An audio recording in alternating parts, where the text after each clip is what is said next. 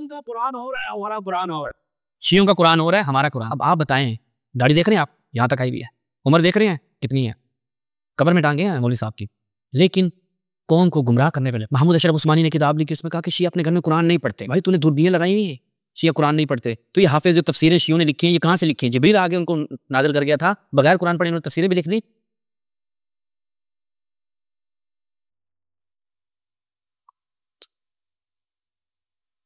اعوذ باللہ من الشیطان الرجیم، بسم اللہ الرحمن الرحیم۔ ناظرین، جیسا کہ آپ کے علم میں ہے، ارشاد الحق اثری صاحب کی ایک 4 منٹ کچھ سیکنڈز کی گفتگو تھی، اور اس میں انہوں نے تشیع کے حوالے سے جو گفتگو کی، ہم اس کا جواب دے رہے ہیں۔ ہم نے 1 منٹ کی گفتگو پہ جو ہمارا اشکال تھا وہ ہم نے بیان کر دیا تھا، آگے سنیں۔ کہ ان کا قرآن ہو رہا ہے ہمارا قرآن ہو رہا ہے، کہ ان کا قرآن ہو رہا ہے ہمارا قرآن ہو رہا ہے۔ شیعوں کا قرآن ہو رہا ہے ہمارا۔ آپ بتائیں، داڑھی دیکھ رہے ہیں آپ یہاں تک آئی ہوئی ہے، عمر دیکھ رہے ہیں، قبر میں ٹانگے ہیں مولوی صاحب کی، لیکن قوم کو گمراہ کرنے پہ لگے۔ سنی بھائیو، میں آپ سے سوال، کبھی شیعوں کی مسجد میں جاؤ، شیعوں کی امام بارگاہوں میں جاؤ، آپ کو قرآن نظر آئے گا، وہ انہی کا قرآن، اسی کو پڑھتے ہیں، اسی کے بچے حافظ ہیں۔ پہلے ایک زمانے میں کہتے تھے ان کے مولویوں نے لکھا اپنی کتابوں میں، جھوٹ لکھا۔ محمود اشرف عثمانی نے کتاب لکھی، اس میں کہا کہ شیعہ اپنے گھر میں قرآن نہیں پڑھتے۔ بھائی تو نے دوربینیں لگائی ہوئی ہیں، شیعہ قرآن نہیں پڑھتے، تو یہ حافظ جو تفسیریں شیعوں نے لکھی ہیں یہ کہاں سے لکھی ہیں؟ جبریل آگے ان کو نازل کر گیا تھا، بغیر قرآن پڑھے انہوں نے تفسیریں بھی لکھ دی، تو اپنے گھروں میں قرآن نہیں پڑھتے۔ یہ جو پاکستان میں اب جگہ جگہوں پہ ٹی ویوں کے اوپر جو حفاظ جا رہے ہیں اور اپنے حفظ کے جو ایک بہترین فن ہے اس کا مظاہرہ کر رہے ہیں، تم لوگوں کے بچے جا رہے ہیں، شیعوں کے جا رہے ہیں، وہ شیعوں کے بچے جا کے آج ان کے منہ کے اوپر کالک مل رہے ہیں کہ تم لوگ شیعوں کو تانا دیتے تمہارے درمیان حافظ نہیں ہوتے، یہ نہیں ہوتے، وہ نہیں ہوتے۔ دیکھو تمہارے منہ پہ جوتا مار رہے ہیں، اسی قرآن کے حافظ ہیں، پھر یہ تقیہ کر رہے ہیں۔ یہ کس چیز کا؟ بھائی تمہیں تقیہ کا مقام بھی پتہ ہے کہاں پہ کرنا ہوتا ہے؟ ہمارے تو علماء نے اجماع کو نقل کیا ہے کہ یہ وہی قرآن ہے، اس میں کسی قسم کی کوئی کمی اور زیادتی نہیں۔ اگر پھر تم روایات کی طرف آ جاؤ تو تمہاری طرف تو بیڑے غرق ہیں، ہماری طرف تو تمہیں ضعیف روایات ملیں گی، یا پھر ان میں کیلو کال تعویلات کافی ہوں گی، لیکن تمہارے ہاں تو سری روایتیں ہیں، بھائی سری روایات ہیں۔ اب یہاں وہ باب کھولیں تو لگ تمہیں پتہ جائے کہ تمہارے صحابہ جو ہیں وہ ایک اچھی خاصی تعداد قرآن کے ایک حصے کی قائل نہیں تو ابھی تو ہم تمہارا پوسٹ مارٹم اس عنوان سے کرنے بیٹھے ہیں تو تمہیں لگ پتہ جائے گا قرآن کا تمہارے نزدیک مقام کیا ہے۔ تمہارے مولوی اسی چینل سے بھاگے ہوئے ہیں، وہ مفتی جمیل حدق کے اوپر مناظرہ کرنے آیا ہمارے استاد کے ساتھ، مناظرہ فدق کے موضوع پہ ہو گیا، استاد نے ہمارے کیا عنوان دیا؟ اہل سنت کے نزدیک قرآن کا مقام۔ 4 یا 5 مہینے ہونے والے ہیں، اتنا عرصہ ہو گیا ہے، مولوی صاحب غائب ہیں، جواب نہیں دیتے، میسج کا جواب نہیں دیتے۔ پہلے تو مان نہیں رہے تھے، پھر جب مان گئے کہا جی میرے بچے کی وہ ہے، کیا ہو رہی ہے جی؟ شادی ہو رہی ہے۔ وہ شادی ہو گئی، اب کیا جی؟ وہ اس کے بچے کا ویٹ کرو گے، بچے کا بھی بچہ ہوگا پھر کرو گے، اب جواب نہیں دے رہے۔ انہیں پتہ ہے بھائی ہمارے ہاں قرآن کے بڑے معاملات خراب ہیں، تم کسی کی ضرورت نہیں ہے، اب ہم چاہیں تو وہ تمہارا سارے یہاں پہ کھال کے رکھ دیں، لیکن جھوٹ تو نہ بولو۔ وہ آخری عمر میں تم اس طرح کی چھوڑ رہے ہو، اتنی تمہاری شخصیت ہے اہل حدیث کے اندر، لیکن کیا کریں، تمہارے ابن تیمیہ جس کو تم نے اپنا امام مانا ہے وہ بھی یہی چھوڑتا تھا جو تم چھوڑتے ہو۔ آگے سنیں جی کیا کہتا ہے۔ اس میں بھی کوئی نئی بات نہیں ہے، کیوں کہ ان کے اصول اربعہ میں یہ بات لکھی ہوئی ہے کہ قرآن اصل لائے گا مہدی، وہ جو امام غار میں اصل قرآن لائے گا امام مہدی جو غار میں چھپا ہوا ہے۔ اب ان سے سوال کر لیا جائے، مولوی صاحب یہاں پہ کوئی بیٹھا ہو، مولوی صاحب ایک شیعہ کتاب سے دکھاؤ کہ انہوں نے یہ اپنا عقیدہ کلیم کیا ہوا ہے کہ ہمارا امام غار میں چھپا ہوا ہے، ایک کتاب سے ایک کچھ صحیح روایت پیش کر دو۔ مولوی صاحب اپنی داڑھی ایک ایک بال بھی جھڑ جائے نا ان کا، اتنی عمر کر جائیں، تب بھی مولوی صاحب جواب نہیں دے سکیں گے۔ یعنی یہ شیخ الحدیث ہیں۔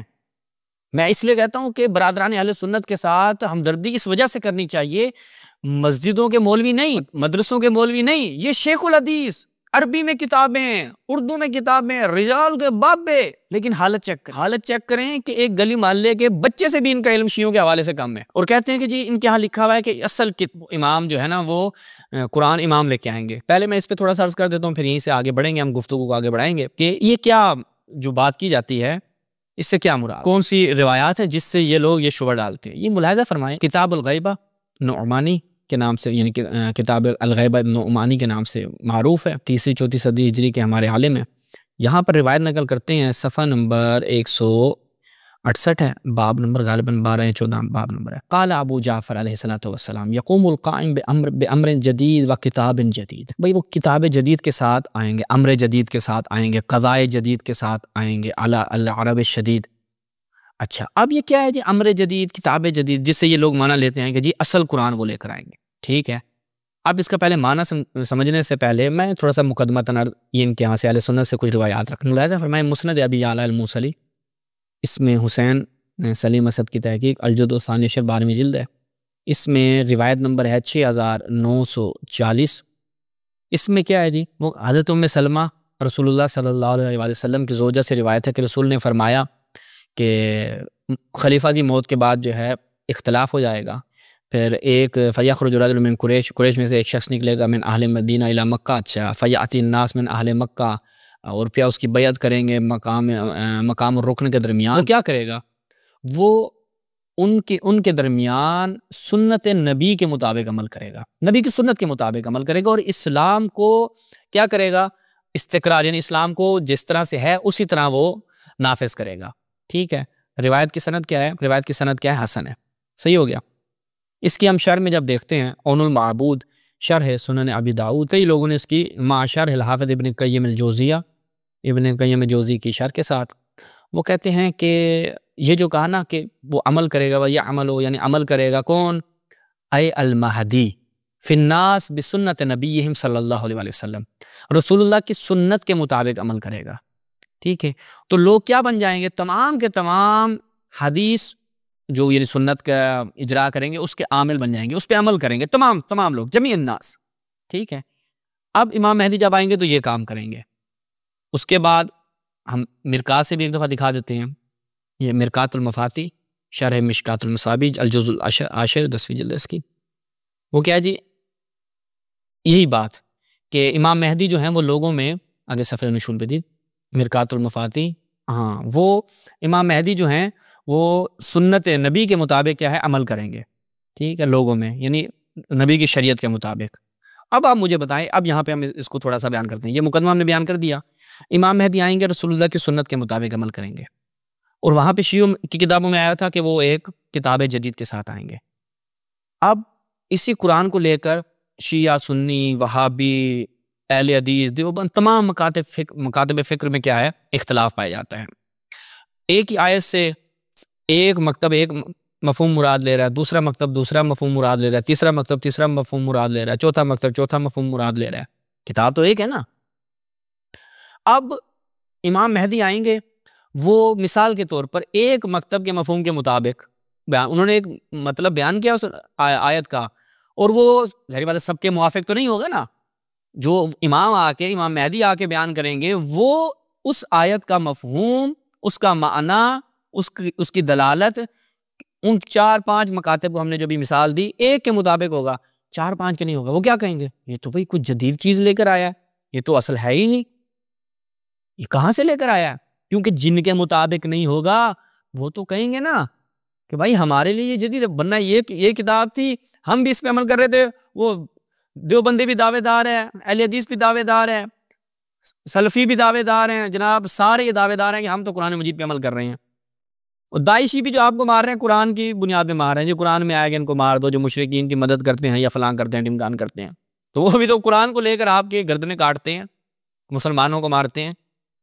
لیکن امام مہدی آئیں گے اور وہ نبی کی سنت کے مطابق عمل کریں گے، کیوں؟ کیونکہ نبی کی سنت جو ہے وہ، اب اہل سنت بھی کہتے ہیں ہمارے پاس نبی کی سنت ہے، اہل تشیع کہتے ہیں نہیں ہمارے پاس۔ آپ ابھی ایک شیعہ سنی ذہن سے باہر نکل کے اس بات کو سوچیں، اسی حدیث کو اس تناظر میں دیکھیں۔ شیعہ کہتے ہیں جی سنت نبی ہمارے پاس ہے، دیوبندی کہتے ہیں نہیں ہم سنت کے زیادہ پابند ہیں، وہ بریلوی کہتے ہیں نہیں ہم پابند ہیں، اہل حدیث کہتے ہیں کیوں بھائی ہم زیادہ پابند ہیں، تم لوگ تو بدعتی ہو، تم لوگ تو فلان ہو ڈمکان ہو، وہ ایک دوسرے کو تکفیر بھی کی ہوئی ان لوگوں نے۔ اب امام مہدی آئے، امام مہدی جو نبی کی سنت بیان کر رہے ہیں، بریلوی کہتے ہیں یہ کون سی لے آئے بھائی، یہ کون سی جدید ہے، یہ نئی چیز لے آیا تو سیدھے، وہ دیوبندی بھی رونے کھڑے ہو جائیں، اہل حدیث بھی کہیں دھاڑ، وہ ٹھیک ہے رول گئے یہاں، کیوں جی ہم نے کچھ اور ہی نبی کی سنت کو لے کے چل رہے تھے، یہ امام مہدی آئے تو کچھ اور لے کر آئے ہیں، تو وہ ان کے لیے کیا ہو جائے گی؟ سنت جدید، کتاب جدید۔ تو یہ بالنسبہ ہے، ٹھیک ہے، نسبتاً، یعنی ایک کے موافق ہوگی، 4 کے مخالف ہوگی، تو 4 تو کہیں گے ہمارے لیے جدید ہے. یعنی ایک اس قدر حدیث فہمی لوگوں میں نہیں ہے کہ جن کو اتنی واضح بات سمجھ نہیں آتی. یہ اب کسی بھی بندے کو آرام سے سمجھ میں آ سکتی ہے، لیکن یہ شیخ الحدیث ہیں بھائی، ان کے کیا کہیں. تو یہ تو ہو گیا اس کا جواب. آگے سنیں جی، آگے کیا کہتے ہیں. تو علامہ صاحب رحمۃ اللہ علیہ فرمایا کرتے تھے سرو میں یراب ہے، جس پہاڑی میں کہتے ہیں کہ یہ امام صاحب آ چکے ہوئے ہیں، اس غار کے منہ میں تو کوئی چھوٹا سا جانور بھی نہیں جا سکتا، چاہے جائے کہ آدمی چلا جائے. ایسی بات بنائی. اور پھر ایسے 30 عام بھی ہو مومن صادق تو پھر نکلے گا. یہ روزانہ نوڑا لے کے وہاں جاتے ہیں اور کہتے ہیں امام صاحب آؤ، امام صاحب آؤ. پچھوتے ہیں، پیٹتے ہیں، لیکن امام صاحب اندر وہ تو آئے نا. یہ دیکھا بیچارے جو آگے بیٹھے ہیں، ٹھیک ہے، ان کو اس سے آرام سے بیوقوف بنا رہے ہیں. بھئی یہ جو مشہور کیا ہے، یہ تمہارے علماء نے مشہور کیا ہے، یہ تمہارے ان جن کی جہالت کو لے کر تم لوگ آگے بڑھ رہے ہیں. آپ کو دکھاتا ہوں کہ یہ سب سے پہلے جو ہے وہ سمعانی نے، الانصاب سمعانی میں دکھاتا ہوں. یہ جو واقعہ ہے سب سے پہلے کس نے نقل کیا، یہ ملاحظہ فرمائیں. الانصاب، ٹھیک ہے، سمعانی، متوفہ اس کا یہ 6 صدی 500 کیا کہتے ہیں 62 ہے، جزء السابع. وہ کہتے ہیں کہ سامرہ میں اس کو ایک سرداب کہتے ہیں، معروف ہے. اور شیعہ یہ گمان کرتے ہیں کہ مہدی یہاں سے خروج کرے گا. شیعوں کا یہ گمان ہے.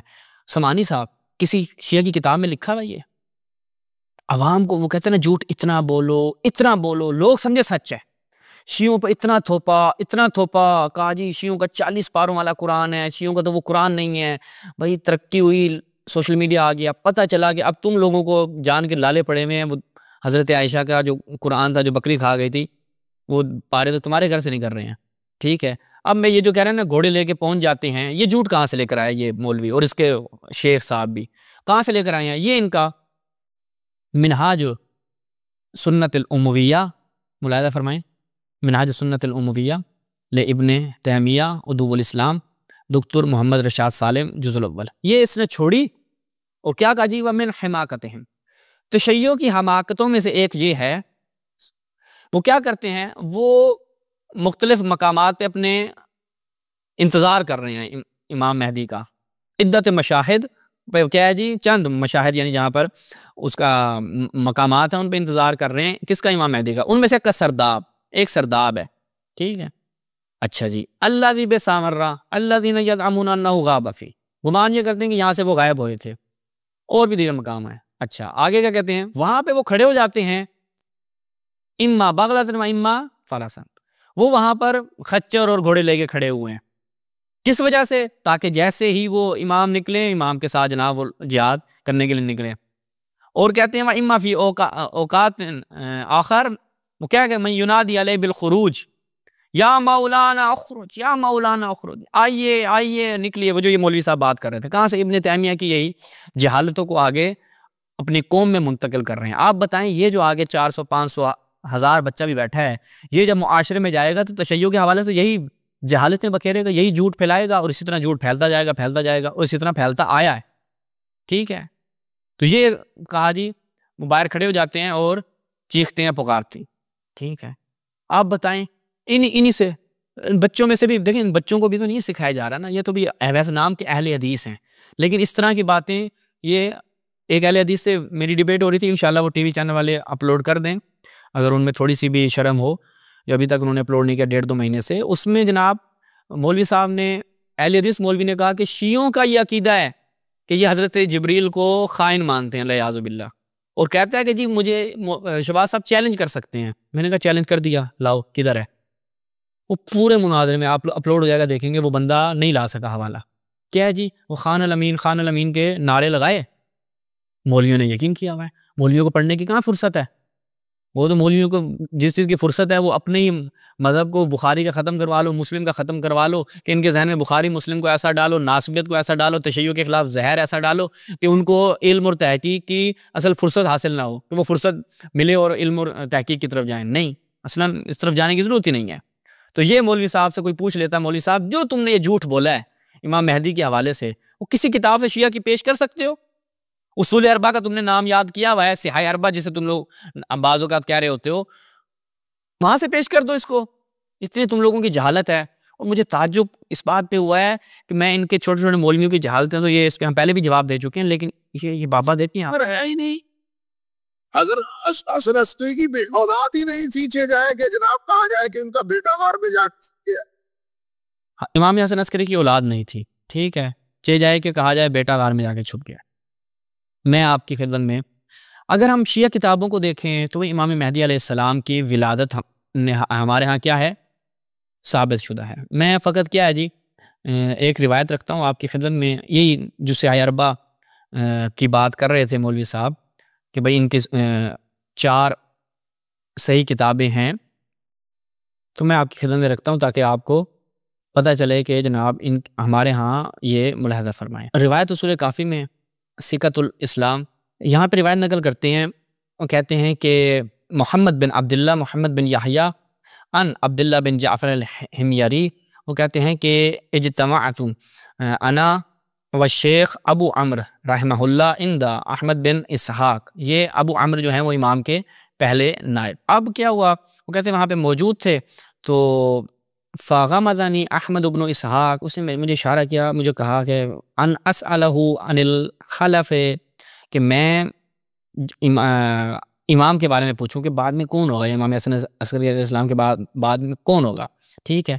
تو فقلت لہ یا ابا عمرو انی ارید ان اسألک عن شیء, میں چاہتا ہوں کوئی ایک چیز آپ سے پوچھوں, اور یہ جو میں پوچھ رہا ہوں نا یہ اس لیے تاکہ میرے ایمان میں اضافہ ہو جائے, چونکہ میں تو یہ جانتا ہوں کہ ان الارض لا تخلو من حجۃ الا اذا کان قبل یوم القیامہ ب40 یوما. مجھے یہ تو پتہ ہے کہ زمین حجت خدا سے خالی نہیں رہتی, قیامت کو 40 دن بھی رہ جائیں گے نا تو زمین پر حجت کا ہونا لازم ہے. تو یہ اس وجہ سے میں نے پورے وہاں پہ گفتگو ہوئی, پھر حضرت ابراہیم کی مثال دی.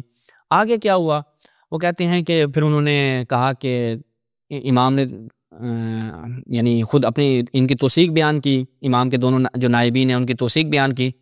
پھر کہا کہ پوچھو, ثم قال سل حاجتک, روایت لانی ہے, میں اصل مطلب کی طرف آتا ہوں, سل حاجتک, اپنی بات پوچھو. فقلت له, میں نے کہا انت رأیت الخلف من بعد ابی محمد, امام حسن عسکری علیہ السلام کے بعد ان کا جانشین جو ہوگا اس کو تم نے دیکھا ہے؟ یعنی ائمہ کی یہ سب کو معلوم ہے, جو ان کا بیٹا امام حسن علیہ السلام کا بیٹا جو ان کا جانشین ہوگا, جو ان کی جگہ پر امام ہوگا ان کے بعد, اس کو دیکھا تم نے؟ لوگوں میں تجسس تھا نا کہ امام حسن عسکری السلام کے بعد کون ہوگا.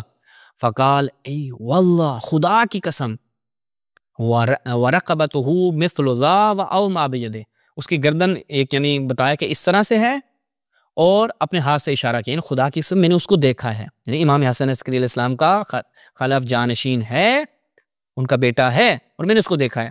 روایت کی کیا ہے, سند بالکل صحیح ہے, وہ میں آپ کی خدمت میں رکھتا ہوں.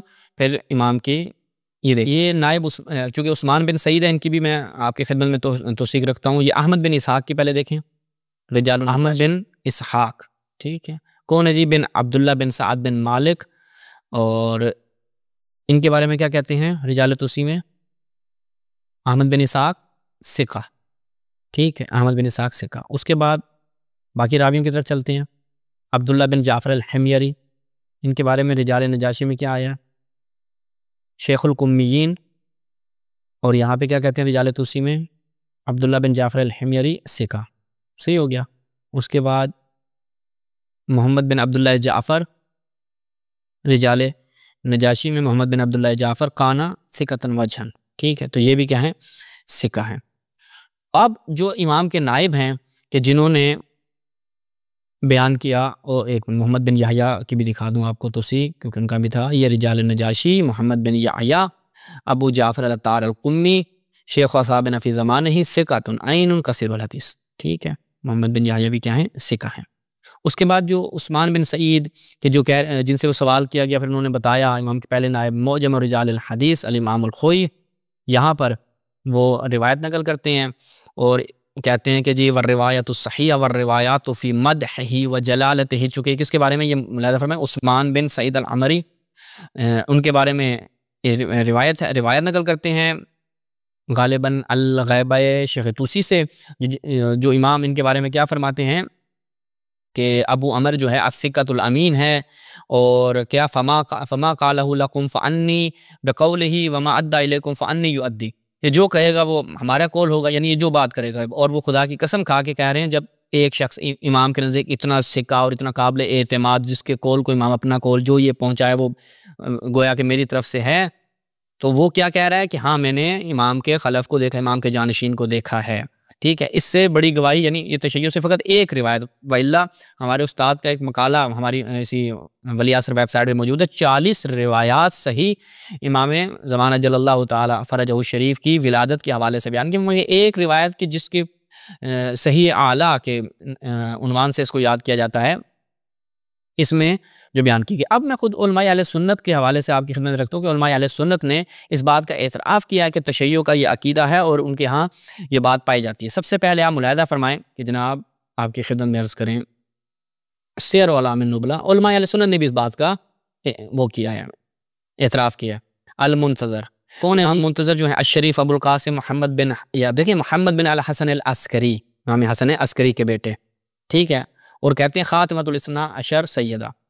اچھا، یہ ذہبی نے یہاں پہ اس کو نقل کیا، اور اپنی ذہبی اپنی دوسری کتاب تاریخ اسلام میں بھی اسی چیز کو نقل کرتا ہے۔ ملاحظہ فرمائیں، یہ تاریخ اسلام کیا کہتا ہے؟ الحسن بن علی بن محمد بن علی الرضا ہوا والد منتظر رافضہ۔ اچھا، اور نیچے پھر آگے کیا، نیچے بھی بیان کرتے ہیں، اور ان کے بیٹے کیا ہیں؟ محمد بن حسن، جن کو رافضی جو کیا کہتے ہیں؟ القائم الخلف الحجہ کہتے ہیں، اور وہ فلاں تاریخ کو پیدا ہوئے۔ اچھا، اور ایک نقطہ جو ان کے ابن تیمیہ نے جو جھوٹ بولا وہ میں آپ کی خدمت میں بیان کر دیتا ہوں تاکہ اس کا بھی آپ کو پتہ چل جائے۔ یہ ابن تیمیہ نے جھوٹ بولا کہ امام کی جو ہے وہ ولادت نہیں ہوئی، کہ ابن تیمیہ نے اپنی کتاب میں جھوٹ بولا کہ بھائی ان کا اصل میں امام کا جو ان کا امام ہے وہ پیدا ہی نہیں ہوا، ٹھیک ہے۔ اور وہ پیدا کیوں نہیں ہوا؟ کہا کہ جی اور نقل وہ کہاں سے کرتا ہے؟ نقل کرتا ہے، وہاں پہ حوالہ دیتا ہے تاریخ طبری کا، جبکہ تاریخ طبری میں ایسا نہیں ہے کہ اس نے کہا نا کہ امام حسن کی کوئی اولاد نہیں تھی، یہ بھی جھوٹ اس نے ابن تیمیہ سے لیا ہے۔ ابھی وہ مجھے اس کی فائل نہیں مل رہی، انشاءاللہ پھر کبھی آپ کی خدمت عرض کروں گا۔ منہاج السنہ میں خود ابن تیمیہ نے اس بات کو نقل کیا کہ امام حسن عسکری علیہ السلام کی کوئی اولاد نہیں تھی، اور کیا اس کو کیا کہتا ہے کہ یہ میں نقل کر رہا ہوں، کہاں سے نقل کر رہا ہوں؟ تاریخ طبری سے، اور طبری میں وہ نہیں ہے، لیکن چونکہ اس کے جو اتباع اور پیروکار تھے انہیں پتہ چل گیا کہ ابن تیمیہ نے چھوڑی ہے، تو اس نے کیا کیا، نیچے رشاد سالم نے لکھا جو اس کا موقع کا، اس نے کہا کہ یہ جو تکملہ ہے تاریخ طبری کا، ٹھیک ہے، صلۃ تاریخ طبری کے نام سے غالباً اس سے یہ نقل کر رہا ہے، ٹھیک، اس کی بات کر رہا ہے۔ اور مزے کی بات ہے اس میں بھی نہیں ہے، وہاں پر امام رضا علیہ السلام کے بیٹے حسن کی بات ہو رہی ہے، ایک پورا واقعہ وہاں پر نقل کیا جاتا ہے، منصور دوانگی کا غالباً نقل کیا جاتا ہے، وہاں پر ایک اس واقعے کو نقل کیا جاتا ہے اور کہا جاتا ہے کہ اس حسن کا کوئی بیٹا نہیں ہے، اور اس کو یہ خلط کرتے ہیں حسن عسکری کے ساتھ، جبکہ وہ کیا ہے کہ امام رضا علیہ السلام کا بیٹا حسن اس حسن کا بیٹا نہیں ہے، صحیح ہے۔